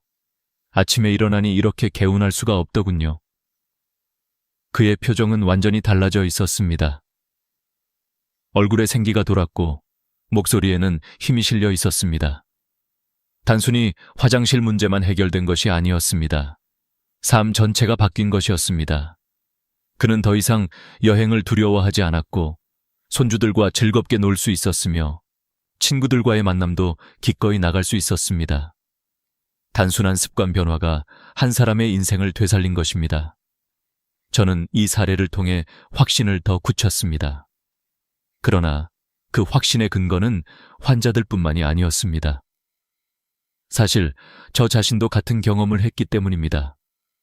의사로서 바쁜 진료와 학회 활동에 쫓기다 보니 생활 리듬이 무너졌습니다. 낮에는 환자를 보느라 물을 제대로 못 마시고 저녁에 집에 오면 갈증을 참지 못해 벌컥벌컥 마셨습니다. 논문을 쓰거나 학회 준비를 하면서 커피와 물을 밤 늦게까지 마시곤 했습니다. 그 결과 저 역시 매일 밤 두세 번씩 화장실에 다녀와야 했습니다. 처음에는 저도 나이가 들어서 그런가 보다 하고 대수롭지 않게 생각했습니다. 그러나 수면 부족이 쌓이면서 낮에 집중력이 떨어지고 심지어 수술 중에도 예전보다 더 쉽게 피로를 느끼게 되었습니다. 환자들에게 늘 습관을 바꾸라고 말해왔던 제가 정작 제 몸에는 그것을 실천하지 않고 있던 것이죠. 그때 저는 결심했습니다. 내가 환자라면 어떻게 하겠는가? 그래서 스스로에게 제가 늘 환자들에게 권했던 방법을 적용하기 시작했습니다. 아침마다 물 한 컵으로 하루를 시작했습니다. 낮 동안에는 틈틈이 물을 조금씩 마셨습니다. 그러나 저녁 7시 이후에는 절대 물을 많이 마시지 않았습니다. 좋아하던 국물 요리도 줄였습니다. 그리고 잠들기 3시간 전부터는 수분을 거의 섭취하지 않았습니다. 처음 2주 동안은 큰 변화를 느끼지 못했습니다. 오히려 낮에 목이 마른 것 같아 힘들기도 했습니다. 하지만 저는 포기하지 않았습니다. 3주째 접어들면서 놀라운 변화가 찾아왔습니다. 밤에 깨는 횟수가 눈에 띄게 줄어든 것입니다. 그리고 가장 큰 변화는 화장실에 다녀온 후 금방 다시 잠들 수 있게 된 것이었습니다. 예전에는 한 번 깨면 1시간 가까이 뒤척였는데 이제는 화장실 다녀오자마자 금세 깊은 잠에 빠질 수 있었습니다. 2달이 지나자 거의 완벽하게 숙면을 유지할 수 있었습니다. 아침에 일어났을 때의 상쾌함은 마치 젊은 시절로 돌아간 듯 했습니다. 그 후 저는 환자들에게 더욱 확신을 가지고 이 방법을 권할 수 있었습니다. 제가 직접 경험한 것이기에 더 이상 의심할 필요가 없었습니다. 지금도 80세가 된 저는 이 습관을 20년 넘게 지켜오고 있습니다. 덕분에 여전히 하루를 활기차게 보내고 있고 환자분들께도 당당히 말할 수 있습니다. 나이가 문제가 아닙니다. 습관이 문제입니다. 그리고 그것은 언제든 바꿀 수 있습니다. 이야기를 통해 제가 전하고 싶은 메시지는 분명합니다. 환자든 의사든 누구든 같은 사람입니다. 작은 습관 하나가 우리 삶을 무너뜨리기도 하고 되살리기도 합니다. 그리고 그 힘은 여러분의 손에 달려 있습니다. 우리가 밤마다 반복되는 고통 속에 살 것인지 아니면 젊은 시절처럼 상쾌하게 아침을 맞이할 것인지는 결국 우리 스스로의 선택에 달려 있습니다. 많은 분들이 이제 나이가 들었으니 어쩔 수 없다고 말합니다. 그러나 저는 단호히 말씀드립니다. 그것은 잘못된 체념일 뿐입니다. 나이는 단지 숫자일 뿐이고 진짜 차이를 만드는 것은 우리의 습관과 태도입니다. 야간뇨는 단순한 노화 현상이 아니라 잘못된 수분 섭취 습관에서 비롯된 경우가 많습니다. 저는 40년간 환자들과 함께하며 그리고 제 자신의 삶을 통해 이를 직접 확인했습니다. 아침에 충분히 수분을 섭취하고 낮 동안에 균형 있게 보충하며 저녁에는 줄이고 잠들기 3시간 전부터는 입을 적실 정도로만 마시는 것. 여기에 국물 음식을 줄이고 커피와 술을 조심하는 습관까지 더한다면 누구든지 숙면을 되찾을 수 있습니다. 여러분, 중요한 것은 하루 이틀 하고 포기하지 않는 것입니다. 변화는 서서히 오지만 한번 몸에 배면 평생을 지켜줍니다. 실제로 많은 환자분들이 처음에는 믿지 못하다가 3주, 1달, 2달이 지나면서 이렇게 달라질 줄 몰랐다며 눈물을 글썽이셨습니다. 그 기쁨은 말로 다 할 수 없었습니다. 여기서 저는 한 가지 제안을 드리고 싶습니다. 오늘 이 영상을 보신 후 스스로에게 작은 약속을 남겨보시는 겁니다. 댓글에 이렇게 적어보세요. 저는 매일 아침 미지근한 물 한 컵을 마시고 오후 5시 이후로는 수분을 조절하겠습니다. 짧은 한 문장이지만 그것은 단순한 글이 아니라 여러분의 삶을 바꾸는 선언이 될 것입니다. 우리는 흐르는 세월을 막을 수는 없습니다. 하지만 그 세월을 어떻게 살아낼지는 우리가 결정할 수 있습니다. 병원 침대 위에서 약에 의존하며 살 것인지, 아니면 매일 아침 산책을 즐기며 가족과 웃음을 나눌 것인지, 손주들에게 짐이 될 것인지, 아니면 건강하고 당당한 모습으로 본보기가 될 것인지, 그 선택은 여러분의 손에 달려 있습니다. 여러분, 저는 오늘 말씀드린 이 작은 습관이 여러분의 노후를 완전히 바꿀 수 있다고 확신합니다. 단순한 야간요 문제 해결을 넘어 삶의 활력을 되찾고 마음까지 젊어질 수 있습니다. 오늘부터 실천해 보십시오. 내일 아침 첫물 한 컵이 여러분의 인생을 새롭게 열어줄 것입니다. 이 영상이 도움이 되셨다면 사랑하는 가족과 친구들에게도 꼭 공유해 주세요. 함께 건강한 삶을 나누고 더 많은 분들이 편안한 밤잠을 되찾을 수 있도록 도와주십시오. 마지막으로 부탁드립니다. 구독과 좋아요를 눌러주시면 앞으로도 여러분의 건강을 지켜드릴 귀중한 이야기들을 계속 전해드리겠습니다.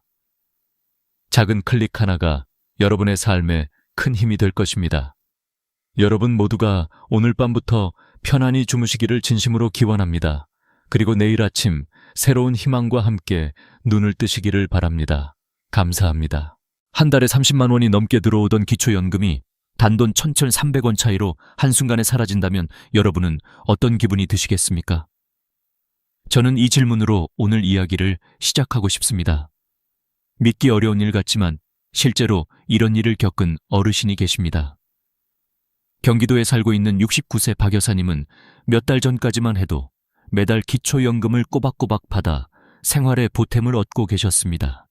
하지만 단돈 1,300원이 기준선을 넘어섰다는 이유로 그 혜택이 갑자기 끊겨버렸습니다. 마치 오랜 친구가 하루아침에 등을 돌린 것처럼 허탈하고 분노가 몰려왔던 순간이었죠. 박 여사님은 은퇴 후 국민연금 40만 원 정도를 받고 계셨고 기초연금 30여만 원은 생활비에 큰 힘이 되었습니다. 넉넉한 삶은 아니었지만 매달 들어오는 이 돈 덕분에 숨통이 트였던 것입니다. 그런데 부모님에게 물려받아 오래도록 가지고 있던 시골 땅을 팔게 된 것이 문제였습니다. 땅을 팔아 1억 2천만 원이 통장에 들어오면서 소득 인정액이 229만 원 기준선을 넘겨버린 겁니다. 그런데 그 차이가 고작 1,300원이었습니다. 단돈 커피 한 잔 값이 박 여사님의 삶을 완전히 바꾸어 버린 것이죠. 이 이야기를 들으신다면 아마 많은 분들이 그럴 리가 있나? 국가 제도가 그렇게까지 냉정할까? 하고 되묻고 싶으실 겁니다. 그러나 현실은 그렇습니다. 정부는 일정한 기준을 두고 그것을 넘으면 단 한 푼이라도 연금을 지급하지 않습니다. 마치 억울한 시험 낙제처럼 59점과 60점의 차이가 천국과 지옥을 가르는 셈이지요. 더 무서운 건 이런 사례가 결코 드문 일이 아니라는 사실입니다. 지금 이 순간에도 수많은 어르신들이 작은 계산 실수 혹은 재산 정리 한 번으로 기초연금을 놓치고 계십니다. 여기서 중요한 것은 단순히 돈을 잃었다는 사실만이 아닙니다. 어르신들께서 평생 일하며 모은 작은 재산이 오히려 연금 수급을 가로막는 벽이 될 수 있다는 점입니다. 땅을 팔아 현금으로 바꿨다는 이유로, 내 집의 가치가 조금 올랐다는 이유로, 내가 애써 모아둔 저축이 많다는 이유로 갑자기 혜택에서 제외되는 일이 벌어집니다. 그렇다면 여러분은 어떻게 하시겠습니까? 정말 억울하지 않으신가요? 저는 오늘 이 이야기를 통해 단순히 제도의 구조를 설명하는데 그치고 싶지 않습니다. 왜냐하면 제도라는 것은 결국 사람이 살아가는 현실 위에 존재하기 때문입니다. 그리고 그 제도의 작은 구멍 하나가 누군가의 노후를 흔들 수 있다는 사실을 반드시 알려드려야 하기 때문입니다. 박 여사님의 사례는 경고입니다. 나는 괜찮겠지라는 방심이 얼마나 큰 대가를 불러올 수 있는지를 보여주는 실질적인 증거입니다. 생각해 보십시오. 여러분이 평생 모아온 재산, 자녀와 손주에게 물려주고 싶었던 집 한 채나 땅 한 조각이 오히려 연금을 끊어버리는 결과를 낳는다면 그 허무함을 어떻게 감당하실 수 있겠습니까?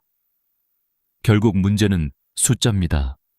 정부가 정한 단 하나의 기준선, 그 선을 단 1원이라도 넘으면 탈락이라는 두 글자가 냉정하게 찍히는 겁니다. 저는 수십 년간 어르신들을 상담하면서 수많은 눈물을 보았습니다. 어떤 분은 자녀에게 명의를 빌려줬다가 탈락하고, 어떤 분은 이사를 위해 집을 팔았다가 탈락하고, 어떤 분은 손주 학비를 주려다 통장 잔액이 늘어 탈락하기도 했습니다. 모두들 말합니다. 이럴 줄 알았다면 미리 계산해봤을 텐데. 그러나 이미 늦은 뒤였습니다. 박 여사님의 이야기는 시작에 불과합니다. 앞으로 저는 왜 이런 일이 벌어지는지, 소득 인정액이라는 것이 무엇인지, 우리가 몰라서 쉽게 당하는 함정은 무엇인지 하나하나 풀어드리겠습니다. 그리고 마지막에는 분명한 교훈을 드리고자 합니다. 하지만 지금 이 순간 꼭 마음에 새기셔야 할 첫 번째 메시지가 있습니다. 작은 차이가 인생을 바꾼다. 단돈 1,300원 때문에 매달 수십만 원을 잃는 현실. 이것은 박 여사님만의 이야기가 아니라 언제든 제2, 제3의 박 여사님이 될 수 있는 우리 모두의 이야기라는 겁니다. 이제부터 우리는 이 제도를 정확히 이해하고 불필요한 실수로 억울하게 눈물을 흘리지 않도록 대비해야 합니다. 여러분의 노후는 그 누구도 대신 책임져 주지 않습니다. 정부도 자녀도 주변도 아닙니다. 오직 내가 지혜롭게 준비해야만 지킬 수 있는 것입니다. 이제 그 치명적인 차이가 만들어지는 원인을 구체적으로 살펴보겠습니다. 소득 인정액이라는 말을 들어보신 적 있으십니까? 많은 분들이 기초연금은 단순히 내가 매달 버는 돈만 따진다고 생각합니다. 하지만 진짜 계산법은 훨씬 더 복잡하고 그래서 더 무섭습니다. 정부는 국민연금, 아르바이트 수입뿐만 아니라 집, 땅, 예금, 주식, 심지어 보험 해약 환급금까지 모두 돈으로 환산해 합쳐버립니다. 이것이 바로 소득 인정액입니다. 그리고 바로 이 계산이 여러분을 기초연금 대상자로 만들기도 하고 탈락자로 만들기도 하는 것이지요. 처음 들으시면 황당할 겁니다. 내가 땅을 팔아서 받은 돈도, 내 집도, 심지어 아직 찾지도 않은 보험금까지? 네, 맞습니다. 정부는 언제든 현금화할 수 있는 재산은 다 소득으로 볼 수 있다고 판단합니다. 그래서 통장에 돈이 많으면 그 돈은 그대로 소득으로 계산됩니다. 예를 들어 보겠습니다. 통장에 3억 원이 있다고 가정해 보겠습니다. 기초연금 기준에 따르면 우선 2천만 원을 기본 생활비로 공제합니다. 그러면 2억 8천만 원이 남죠. 여기에 연 4%를 곱하면 1년 소득으로 환산됩니다. 즉 1,120만 원입니다. 이 금액을 12달로 나누면 월 93만 원 정도가 소득으로 잡히는 겁니다. 그런데 이게 끝이 아닙니다. 예금에서 발생하는 이자 소득도 따로 더해야 합니다. 만약 연 3% 이자가 붙는다면 연 900만 원, 한 달로 나누면 약 75만 원입니다. 이 중 일부를 공제한 뒤 다시 합산하면 최종 소득 인정액은 약 160만 원을 넘기게 됩니다. 단순히 돈을 넣어둔 것뿐인데 매달 소득이 있는 것처럼 계산되는 셈입니다. 여러분, 이 계산법이 얼마나 냉정한지 느껴지십니까? 은행에 돈을 묵혀두면 든든하다고 생각했는데 오히려 연금을 못 받는 덫이 될 수도 있는 겁니다.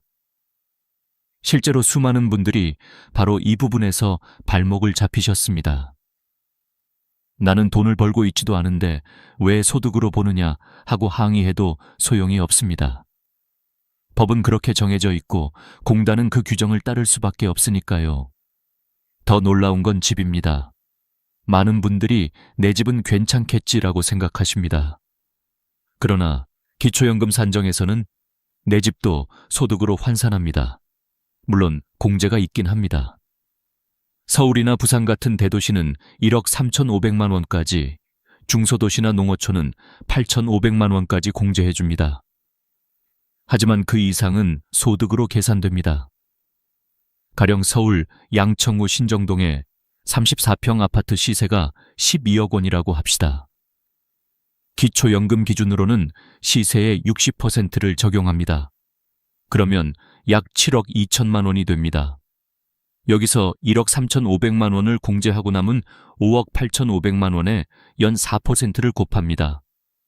연 2,340만 원, 즉 한 달로 약 195만 원이 소득인정액으로 잡히는 겁니다.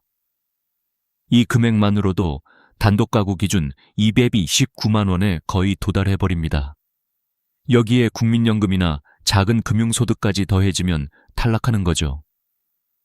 집 한 채가 이렇게 무서운 결과를 낳을 줄이야 하고 뒤늦게 깨닫는 겁니다. 차량도 마찬가지입니다. 4천만 원 이상이면 고급차로 분류되어 자동 탈락입니다. 4천만 원 이하라면 재산으로 환산해 계산됩니다. 예를 들어 차량 가액이 3천만 원이라면 4%를 적용해 연 120만 원, 즉 월 10만 원 정도가 소득으로 추가됩니다. 자녀가 사정상 부모님 명의로 차를 샀다가 연금이 끊긴 사례도 부지기수입니다. 이쯤 되면 느끼실 겁니다. 소득인정액이라는 기준이 단순한 개념이 아니라 우리 노후 생활을 좌우하는 칼날 같은 존재라는 것을 말입니다. 여러분이 지금도 모르는 사이에 이미 기준선을 넘고 있을 수 있습니다. 작은 저축, 오래된 집, 자녀를 돕기 위해 빌려준 명의 하나가 소득으로 잡히면서 기초연금이 끊길 수 있습니다. 하지만 여기서 중요한 건 두려워하는 게 아니라 제대로 아는 것입니다. 제도가 냉정하다면 우리는 그 냉정함을 이해하고 대비해야 합니다. 몰라서 억울하게 손해보는 일이 없도록 지금부터는 소득인정액의 진짜 의미를 똑똑히 기억하셔야 합니다. 이제 우리는 이 계산이 어떻게 실제로 집과 자동차에서 불리하게 작용하는지, 그리고 어떤 함정이 숨어 있는지를 살펴보겠습니다. 여러분이 절대 놓쳐서는 안 될 숨은 덫이 바로 다음 이야기 속에 있습니다. 집과 자동차. 우리 삶에서 떼어놓을 수 없는 두 가지 자산이지만 기초연금의 세계에서는 때로는 무서운 함정이 됩니다. 많은 분들이 이렇게 말씀하시지요. 내 집에서 내가 사는 게 무슨 잘못이냐? 내 차를 내가 끌고 다니는 게 왜 문제가 되냐? 하지만 제도는 그렇게 보지 않습니다. 그 집과 그 차의 가치를 돈으로 환산해서 소득처럼 계산하기 때문입니다. 먼저 집입니다. 우리가 평생의 땀과 눈물로 마련한 집은 노후의 보금자리이자 자존심입니다. 그런데 기초연금 산정에서는 그 집의 가격을 가만히 두지 않습니다. 앞서 말씀드렸듯이 대도시는 1억 3,500만 원, 중소도시나 농어촌은 8,500만 원까지만 공제합니다. 그 이상의 가치는 모두 소득으로 환산됩니다. 서울에 사는 김노인 이야기를 들어보겠습니다. 양천구의 아파트에서 30년을 사신 분입니다. 시세는 약 12억 원이었죠. 노인은 나는 그냥 평범하게 산다, 연금도 조금밖에 없다고 생각했습니다. 그러나 제도는 달랐습니다. 아파트 시세의 60%인 7억 2천만 원에서 1억 3,500만 원을 빼고 남은 5억 8,500만 원을 소득으로 환산했습니다. 그 결과 한 달 소득 인정액이 약 195만 원. 여기에 국민연금 40만 원을 더하니 기준선 229만 원을 초과해버린 겁니다. 노인은 억울했습니다. 나는 그 집을 팔아서 쓰지도 않았는데 왜 소득으로 보느냐? 그러나 제도는 단호했습니다. 그 순간부터 그는 기초연금 수급 대상에서 탈락했습니다. 이 사례는 결코 남의 일이 아닙니다. 집값이 오르는 순간 여러분도 언제든지 같은 상황을 맞이할 수 있습니다. 여러분이 집을 자랑스럽게 여길수록 제도의 눈에는 그것이 오히려 탈락의 요인이 될 수 있는 겁니다. 이번엔 자동차를 보겠습니다. 자동차는 더 간단하면서도 더 잔인합니다. 차량 가액이 4천만 원을 넘으면 무조건 고급차로 간주되어 기초연금에서 탈락합니다. 그것이 새 차든 중고차든 할부로 샀든 현금으로 샀든 관계없습니다. 정부는 소유 자체를 기준으로 합니다. 나는 아직 절반밖에 갚지 않았다는 말은 통하지 않습니다. 차량 가격표에 찍힌 금액이 4천만 원 이상이라면 끝입니다. 어느 70대 부부는 아들이 효도한다며 부모님 명의로 차를 구입했습니다. 사실상 아들이 쓰는 차였지만 서류상 소유자는 부모였습니다. 그 차의 가액은 4,500만 원. 결과는 기초연금 전액 탈락이었습니다. 부모님은 항의했지만 소용이 없었습니다. 명의를 빌려줬을 뿐인데 왜? 하지만 제도는 냉정합니다. 명의가 곧 소유이기 때문입니다. 반대로 4천만 원 이하라면 어떻게 될까요? 차량도 재산으로 계산되어 소득 인정액에 포함됩니다. 예를 들어 3천만 원짜리 승용차라면 4%를 곱해 연 120만 원, 한 달 약 10만 원이 소득으로 환산됩니다. 차가 2대라 하더라도 합산 금액이 4천만 원 미만이면 괜찮지만 한 대라도 넘으면 탈락이라는 점 잊지 마셔야 합니다. 여기서 한 가지 더 있습니다. 리스 차량은 조금 다릅니다. 소유권이 개인이 아닌 리스 회사에 있기 때문에 차량 가액은 계산되지 않습니다. 그러나 계약시 낸 보증금은 재산으로 잡혀 소득에 포함됩니다. 예를 들어 보증금이 1천만 원이라면 매달 약 3만 3천 원이 소득으로 잡히는 겁니다. 결국 어떤 방식으로든 제도는 빠져나갈 구멍을 허락하지 않습니다. 이쯤 되면 여러분도 느끼실 겁니다. 내가 힘들게 마련한 집과 차가 때로는 내 노후를 지켜주는 방패가 아니라 연금을 가로막는 벽이 된다는 사실 말입니다. 억울하지 않으십니까? 그러나 이것이 현실입니다. 그렇다면 우리는 어떻게 해야 할까요? 바로 알고 대비해야 합니다. 집을 줄이거나 차를 바꿀 때 반드시 그 결과를 계산해보고 움직여야 한다는 뜻입니다. 여러분이 지금 당장 느끼셔야 할 교훈은 단순합니다. 내 자산이 나의 적이 될 수도 있다. 기초연금 제도는 우리의 재산을 소득으로 바꿔버립니다. 그 기준선을 넘어서는 순간 몇십 년을 모은 땀의 결과가 오히려 노후 생활을 위협할 수 있습니다. 다음으로는 일하시며 번 소득과 국민연금이 어떻게 또 다른 함정이 되는지를 말씀드리겠습니다. 여러분이 조금 더 벌어보겠다는 마음이 때로는 연금을 갉아먹는 칼날이 될 수 있습니다.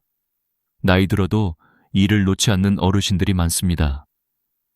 마트 계산대에서, 동네 카페에서 혹은 경비실에서 하루 몇 시간씩 몸을 움직이며 땀 흘리는 모습을 자주 볼 수 있습니다. 건강도 챙기고 생활비도 조금 벌자. 이 단순한 마음이 때로는 기초연금을 위협하는 요소가 될 수 있다는 사실 알고 계셨습니까? 정부는 어르신들이 일을 하시는 것을 막지는 않습니다. 오히려 일정 부분은 인정해주고 있습니다. 2025년 기준으로 월 112만 원까지는 전액 공제됩니다. 다시 말해 그 정도 버는 것은 소득 인정액에 전혀 포함되지 않는다는 뜻이지요. 그러나 문제는 그 이상입니다. 112만 원을 넘으면 초과분의 30%만 소득으로 계산합니다. 예를 들어 한 달에 150만 원을 번다고 해보겠습니다. 112만 원을 빼면 38만 원이 남습니다. 이 38만 원의 30%, 즉 약 11만 4천 원이 소득으로 잡히는 겁니다. 생각보다 적네라고 느끼실 수도 있습니다. 맞습니다. 일하는 분들을 배려해서 설계한 제도이기 때문에 완전히 불리하지는 않습니다. 하지만 문제는 이 작은 금액이 다른 재산과 더해질 때입니다. 이미 집이나 예금 때문에 기준선 근처에 있는 분들은 이 소득이 탈락의 마지막 방아쇠가 될 수 있습니다. 그렇다면 국민연금은 어떨까요? 많은 분들이 국민연금 받고 있으면 기초연금은 못 받는다 라고 알고 계십니다. 절반은 맞고 절반은 틀린 말입니다.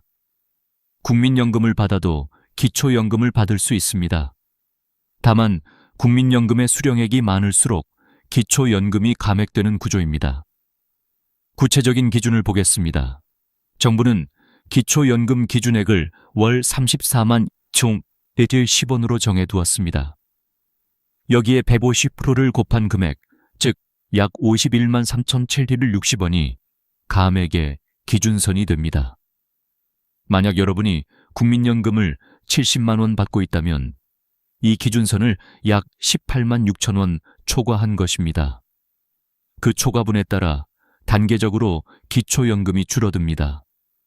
원래 받을 수 있는 금액이 34만 원대라면 여기서 6만 10만 원이 줄어드는 것이죠. 심지어 국민연금을 월 100만 원 이상 받는다면 기초연금이 전액 감액되는 경우도 있습니다. 나는 국민연금을 오래 냈으니 더 안정적이다 라고 생각했는데 오히려 기초연금에서 불리해지는 아이러니한 상황이 생기는 겁니다. 그러나 여기서 중요한 건 포기하지 않는 것입니다. 감액은 영원하지 않습니다. 재산이 줄거나 배우자 상황이 바뀌면 다시 전액 수급이 가능해질 수 있습니다. 그러니 스스로 단정지어 나는 못 받겠다 하고 포기하는 건 가장 어리석은 선택입니다.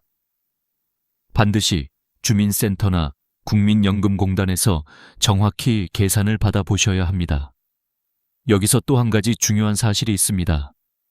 부부가 동시에 기초연금을 받을 수 있느냐는 질문이지요. 정답은 예, 받을 수 있다입니다. 다만 두 분 모두 기준을 충족해야 합니다. 예를 들어 부부가 모두 65세 이상이고 부부 가구 기준 소득 인정액 이하라면 두 분 모두 신청해 수령할 수 있습니다. 그러나 이 경우 정부는 부부 감액제를 적용합니다. 즉, 각자의 금액에서 20%씩 감액되는 것입니다. 예를 들어 단독 가구라면 최대 34만 3천 원을 받을 수 있습니다. 그러나 부부가 함께 신청하면 각각 약 27만 원대로 줄어듭니다. 언뜻 손해 같지만 합치면 54만 원 이상이 되므로 단독보다 여전히 유리합니다. 남편만 받으면 되겠지 하시는 분들이 계시는데 절대 그렇지 않습니다. 부부 모두 신청하는 것이 훨씬 이득입니다. 이렇듯 노동과 국민연금은 우리의 노후를 지탱하는 중요한 기둥입니다. 하지만 기초연금 제도와 엮일 때는 새로운 함정이 됩니다. 조금 더 벌려고 혹은 국민연금을 더 내려고 애쓴 것이 뜻밖의 불이익으로 돌아올 수 있다는 사실 놀랍지 않으십니까? 그러나 좌절할 필요는 없습니다. 알고 준비하면 이 함정을 피해갈 수 있습니다. 일할 수 있다면 무조건 좋습니다. 다만 112만 원 선을 기억하십시오. 국민연금도 마찬가지입니다. 많이 받을수록 기초연금이 줄 수 있지만 두 제도는 서로를 완전히 배제하지 않습니다. 정확히 이해하고 조율하면 오히려 두 가지 모두를 활용할 수 있습니다. 이제 다음 이야기에서는 실제로 많은 분들이 겪는 실수와 그로 인해 눈물 흘린 사례들을 들려드리겠습니다. 그리고 거기서 배워야 할 교훈을 말씀드리겠습니다. 여러분이 다시는 같은 함정에 빠지지 않도록 반드시 알아야 할 이야기입니다. 기초연금 제도를 둘러싼 가장 안타까운 장면은 사실 제도 자체보다도 사람들이 무심코 저지르는 작은 실수에서 비롯됩니다. 평생 모은 재산을 지키려는 마음, 자녀를 돕고 싶은 마음, 혹은 단순한 무지에서 비롯된 선택이 곧바로 연금 탈락으로 이어지는 경우가 너무나 많습니다. 저는 수십 년간 상담 현장에서 이런 사례를 수도 없이 보았습니다. 오늘은 그 중에서 몇 가지 대표적인 이야기와 그 속에 담긴 교훈을 함께 나누고자 합니다. 먼저 차량 명의 문제입니다. 자녀가 할부로 차를 사려 했지만 조건이 맞지 않아서 혹은 보험료가 비싸서 부모님 명의로 등록하는 경우가 흔합니다. 어차피 차는 아들이 타는데 무슨 문제 있겠어? 하지만 행정은 그렇게 보지 않습니다. 서류상 소유주가 누구냐가 전부입니다. 실제 사용자가 아들이든 딸이든 상관없이 부모님 이름으로 등록되어 있다면 그 차는 부모님의 재산이 됩니다. 만약 그 차의 시가가 4천만 원을 넘는다면 기초연금은 즉시 탈락입니다. 심지어 4천만 원 이하라 하더라도 차량 가액이 소득인정액에 반영되어 감액될 수 있습니다.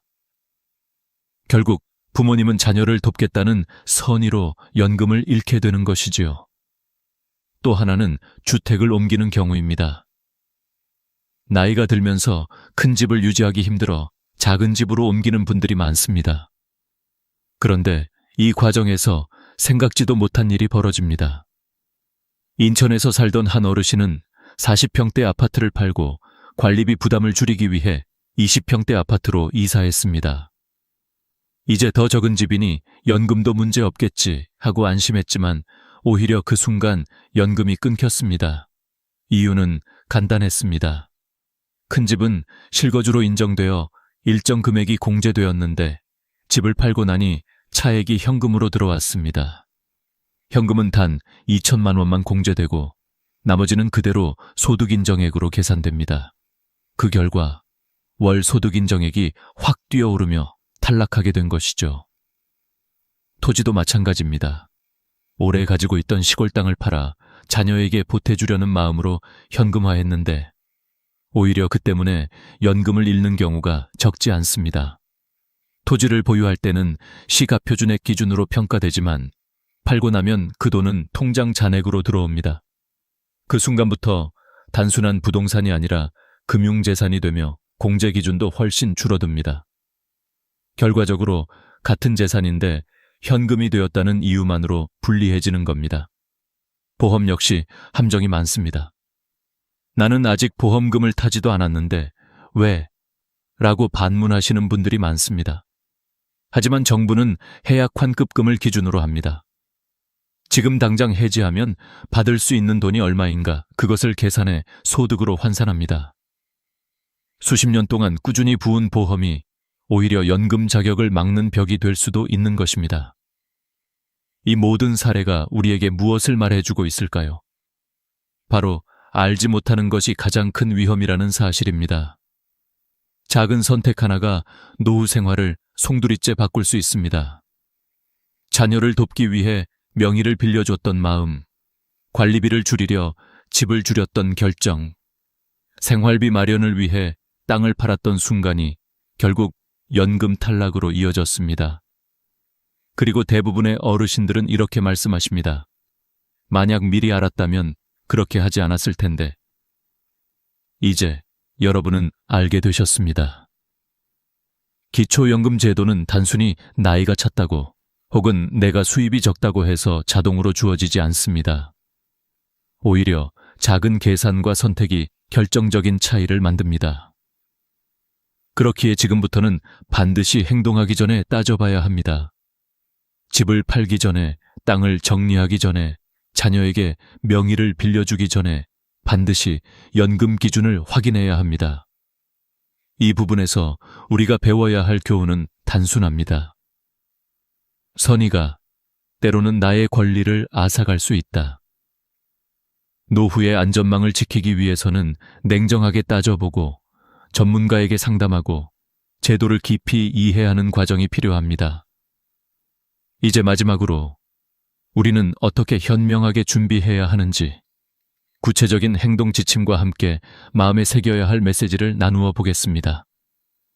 이것이 오늘 이야기를 통해 여러분께 드리고 싶은 진짜 결론입니다. 박 여사님의 사례와 수많은 어르신들의 눈물은 우리에게 분명한 메시지를 던지고 있습니다. 기초연금은 단순한 혜택이 아니라 노후의 생존과 직결되는 안전망이라는 사실입니다. 그런데 이 안전망은 우리가 모르는 사이에 쉽게 끊어질 수 있습니다.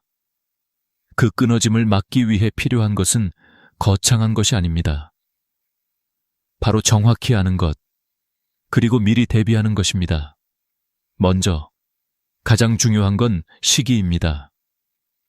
기초연금은 만 65세가 되는 해, 생일이 속한 달의 전달부터 신청할 수 있습니다. 7월이 생일이라면 6월부터 신청이 가능한 것이지요. 그런데 많은 분들이 생일이 지나서 신청하다가 그 사이 놓친 연금을 소급해받지 못하는 안타까운 경우가 많습니다. 그러니 반드시 생일 전달에 미리 신청해야 합니다. 두 번째는 신청 방법입니다. 가까운 주민센터나 국민연금공단 지사에 방문하는 것이 가장 확실합니다. 신분증만 있으면 담당자가 친절히 안내해주니 겁낼 필요가 없습니다. 온라인 신청도 가능합니다. 복지로 사이트에서 공동인증서만 있으면 자녀의 도움을 받아 집에서도 신청할 수 있습니다. 중요한 건 미루지 않고 바로 행동하는 것입니다. 세 번째는 관리입니다. 기초연금은 한 번 신청했다고 끝나는 게 아닙니다. 정부는 행복예금 시스템을 통해 정기적으로 재산 변동을 확인합니다. 통장 잔액, 자동차, 부동산, 보험금까지 모두 조사됩니다. 만약 땅을 팔아서 현금이 들어오거나 큰 돈이 입금되면 반드시 30일 이내에 신고해야 합니다. 그렇지 않으면 나중에 환수 조치가 내려지고 심하면 부정수급으로 처벌까지 받을 수 있습니다. 나는 몰라서 못했다는 변명은 통하지 않습니다. 네 번째는 명예관리입니다. 차든 집이든 실제로 사용하지 않는 재산을 본인 명의로 두지 마십시오. 자녀가 필요해 부탁한다고 해도 그것이 곧 나의 재산이 되어 연금 탈락으로 이어질 수 있습니다.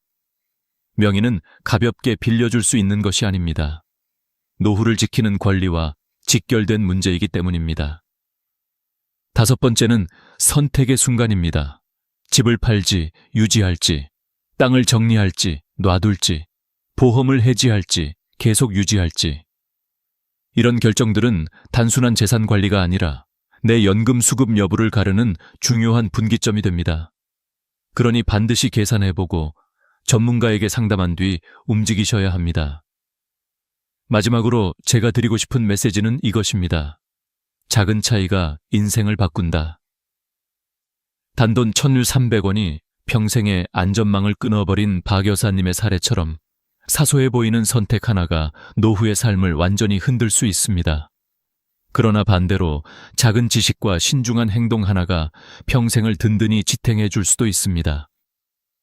여러분, 기초연금은 누군가에게는 매달 몇만 원일지 모르지만 다른 누군가에게는 매일 밥을 짓고 약을 살 수 있는 생명줄입니다. 그 권리를 잃지 않기 위해서 우리는 반드시 배워야 합니다.